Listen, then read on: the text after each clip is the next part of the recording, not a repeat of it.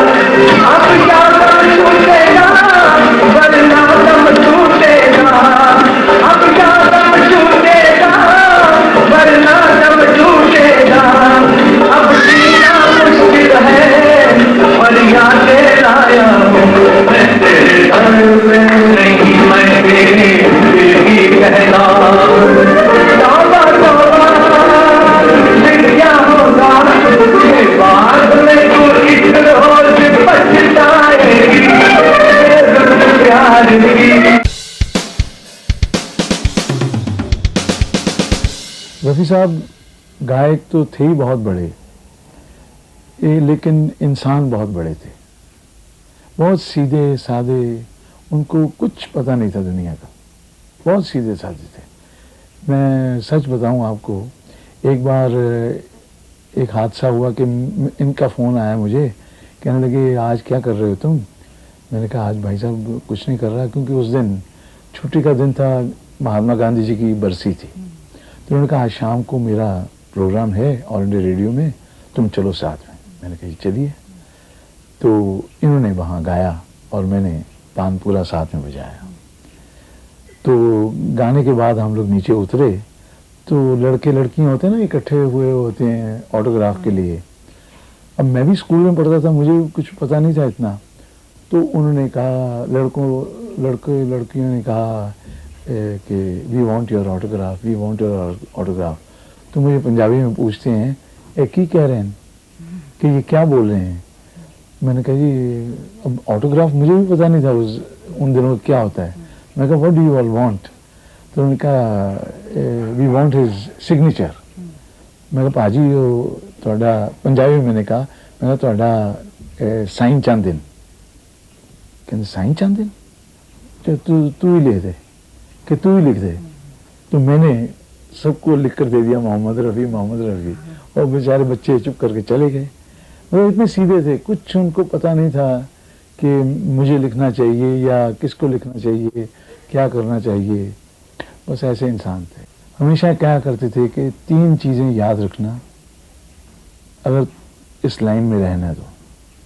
मुझे कहा करते थे, कहते देख पहली चीज़ ये कि हमेशा आंखें झुकी रहें, किसी के सामने उठे नहीं। दूसरा इन्होंने कहा कि हमेशा किसी के साथ झगड़ा नहीं करना, अपना अहम नहीं बताना।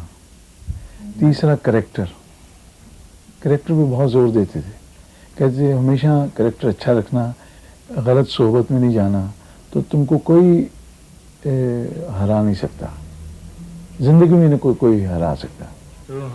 अपनी आदत है सबको सलाम करना, हुस्न वालों से हंस के कलाम करना। क्या खबर थी कि आप बुरा मानेंगे। बूंदे नहीं सितारे टपके हैं कहकशां से, बूंदे नहीं सितारे पोंछ कर अश्क अपनी आँखों से, मुस्कुराओ तो कोई बात। रेशमी जुल्फें ये शरबती आँखें, इन्हें देख कर जी रहे हैं सभी। राजा तो एक ही है, ये वो तो बदल नहीं सकता। तो प्लेबैक सिंगर्स में बॉलीवुड में अगर कोई किंग हुआ है तो वो रफ़ी साहब हुए हैं।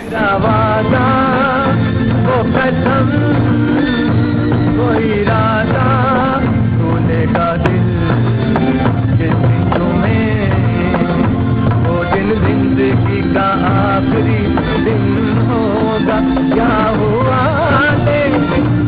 परे भी कौन परे भी है ये बता। वो जिसने गम लिया प्यार की खातिर, या जिसने प्यार को बेच दिया। नशा दौलत का ऐसा भी क्या कि तुझे कुछ भी नहीं। मैं क्या बताऊं उनके बारे में, दुनिया को पता है कि मोहम्मद रफी साहब क्या है। आवाज की मिठास, आवाज की गोलाई, रेंज और वेरिएशंस, और एक वर्सेटाइल सिंगर। और मैं समझता हूँ कि प्लेबैक सिंगिंग के फाउंडर थे वो। उससे पहले ये था कि सब जितने भी सिंगर थे सबका अपना अपना एक एक टाइप होता था। जब से मोहम्मद रफ़ी साहब है उन्होंने वैरायटी ऑफ सॉन्ग्स गाए हैं, तो इतनी तरह के ऐसे तो खूबसूरत गाने गए हैं और ऐसी आवाज़ मैं समझता हूँ कि अब कोई पैदा ही नहीं होगा।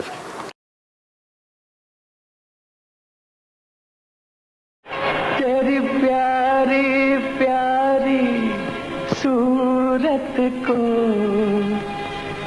किसी की नजर ना लगे, चश्मे बदू तेरी प्यारी प्यारी सूरत को किसी की नजर ना लगे, चश्मे बदू। मुलाकात एक दफ़ा मैं उनके घर गया मिलने बंगले पे। मैंने दरबान से कहा कि मैं अनवर हूँ और साहब से कहिए कि मैं मिलना चाहता हूँ। तो आप यकीन कीजिए इतने प्यारे इंसान डाउन टू अर्थ मुझे रिसीव करने बाहर आए। उनका बेटा भी था, लंदन से आया था, एक और लंदन के दोस्त थे। तो उनसे मिलाया, बोलते लोग कहते हैं ये मेरा बेटा है, ऐसे करके हंस की आवाज़ में बात करते थे और लगता भी मेरे जैसा है, मेरी तरह गाता है। मैं बोला नहीं नहीं नहीं साहब, मैं तो आपके पैर की धूल भी नहीं हूँ। नहीं नहीं नहीं, बोले आई अंदर चलें।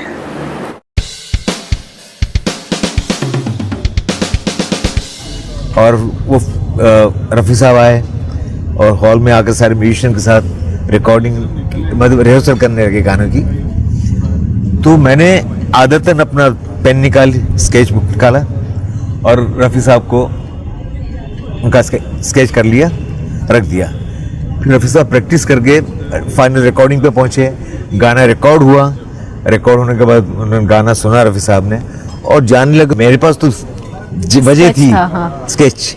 मैं रफ़ी साहब के सामने लेके, सर, रफ़ी साहब ने देखा, अच्छा अभी बनाया है। बड़ा सॉफ्ट बोलते थे क्योंकि वो उनका जो शर्ट पहना था उसकी डिज़ाइन, वो नया शर्ट उन्होंने पहना था उस वक्त, सिंगापुर का, तो डिज़ाइन भी थी। तो मैंने बताया, सर अरे अभी बनाया है। तो मैंने उनके हाथ भी चूम लिए, उन्होंने मुझे ऑटोग्राफ दिया, चलिए हटी हटी करके निकल गए। ये मेरा पहला मौका था रफ़ी साहब के दर्शन। रफी साहब जैसा singer, versatile singer, in my film, my career, he sang, थोड़ा कम गाया, किशोर कुमार जी पूरा गाना गा के गया। रफी साहब जो डिफरेंट गाना गाया, लाइक नथिंग इज इम्पॉसिबल, तारा रा रा रा रा रा, रॉक सॉन्ग था। इन जख्मी, मैं, किशोर कुमार, रफी साहब गाए थे तीनों मिलके। क्या बात है? एक साथ तीनों माइक, एक माइक पे पूरा। खाली मेरा, ये तो मेरा जो भी गाना गाया, बाहर वो फूल बरसा हो, कौन गा सकता है? क्या बात है? हम काले हैं दिल वाले हैं, चाहे कोई मुझे जंगली कहे। हाँ, किशोर मामा मोहम्मद रफी साहब से जो सीखा, जब मैं गाना गवाते थे, उन्होंने जब वर्डिंग को थ्रो करते थे, एक गाने को सोच के गाना गाते थे। रफी साहब आया, रफी साहब चले गए। उनका इमिटेट करके बहुत सिंगर लोग आया, लेकिन रफी साहब का 5000 स्क्वायर फीट में भी आ नहीं सकता। Because if you are singing Rag Malkons, then Man Tarpat you have to sing because it's the best devotional song in that raga. Rafi साहब जिस तरह से सुर लगाते थे, सुर ऐसा लगता था जैसे गूंज जो आती थी ना आवाज में, नाद जिसको कहते हैं, वो ऐसा मैंने किसी का नहीं देखा, बहुत कम लोगों का देखा है। जिस तरह वो सुर में राउंडनेस आती थी ना उनकी आवाज में। ऐसे इंसान थे जो मैं आजकल हर नौजवान को मैं ये बोलता हूं, ऐसा इंसान बनो रफी साहब जैसा। वॉइस काफी लोग गाना गाते हैं, लेकिन इंसान ऐसे नहीं होते। Mohammed Rafi is the one and only. कभी कभी खुदा ताला कुछ ऐसी चीजों को हमारे सामने लाके खड़ा कर देता है ताकि हम सुने और देखें, और खुदा ताला हमको बताए कि देखो मैं ये भी कर सकता हूं और ये भी मैं क्रिएट कर सकता हूं, और हमको एक थोड़ा सा मजा चिखाते हैं of his greatness. He did that through Rafi साहब। भाई साहब के बहुत दोस्त थे, छोटे गुलाम अली खान साहब कलकत्ते में हमारे घर आया करते थे, और वो भी तारीफ करते थे अपने शिष्य की। देखिए कि पंडित जी मोहम्मद बहुत अच्छा गाता है, और इससे ज्यादा क्या अगर कोई गुरु कह रहा है अपने शिष्य के लिए तो और कुछ चाहिए नहीं। देखिए उनकी वजह से, रफी साहब की वजह से वो